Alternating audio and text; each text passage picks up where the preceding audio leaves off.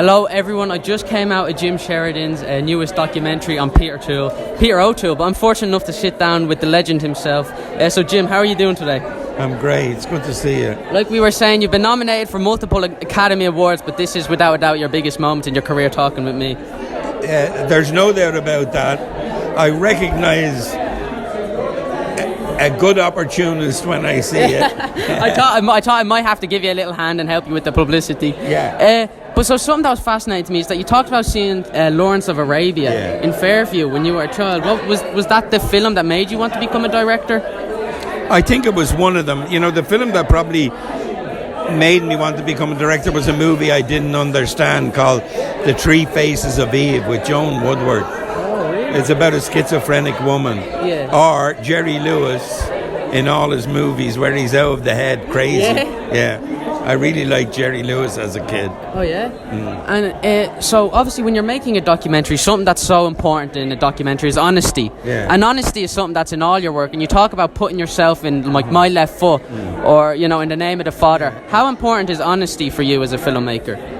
Oh yeah, it's hugely important. I mean, look, I think that, you know, I think in a way I don't do entertainment, you know? Yeah.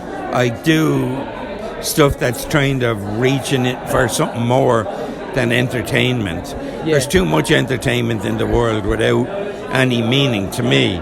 Sure. You know, just to entertain yourself to death, you know? Yeah. So I always try to be as honest as I can, you know? Yeah. And I feel like that's something that's so evident in your work. But my last question I'd love to ask you is that, you know, you're someone who, in my opinion at least, is probably the greatest filmmaker from Ireland. So what's it like for you to have seen the progression not only of cinema but of Irish cinema and see how it's changed? I mean, this year is like a record at the Academy Awards, you know, so many Irish people are nominated. So what's that been like for you to watch that change in Irish cinema? I think that's been very good, very empowering. I mean, for me, when I, you know, did the movies back then, I suppose I did all my first 4 movies were Irish and they all got nominated. So that was really important, you know, to see somebody else come along and do it. Other than me and Neil being in competition, you know? Yeah. So, are you going to be a filmmaker? Well, yeah, that's the dream. I didn't think it was possible because I thought films were made in Hollywood by Hollywood people. But then I found out about you and you were making these not only Irish films, but films about Irish people.